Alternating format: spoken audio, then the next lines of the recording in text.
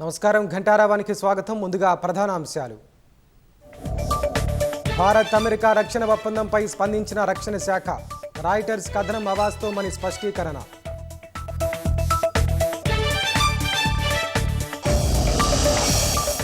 ఉజ్వల పథక లబ్ధిదారులకు కేంద్రం శుభవార్త. 9 సిలిండర్ల వరకు గ్యాస్ సబ్సిడీ కొనసాగింపు.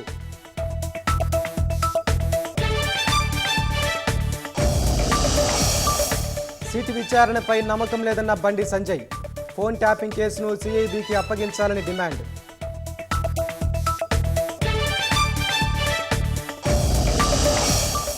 బీసీలకు 42% రిజర్వేషన్లు ఇవ్వకుండా బీజేపీ అడ్డుపడుతోంది. వచ్చే ఎన్నికల్లో కమలం పార్టీకి బుద్ధి చెప్పాలన్న పొంగులేటి.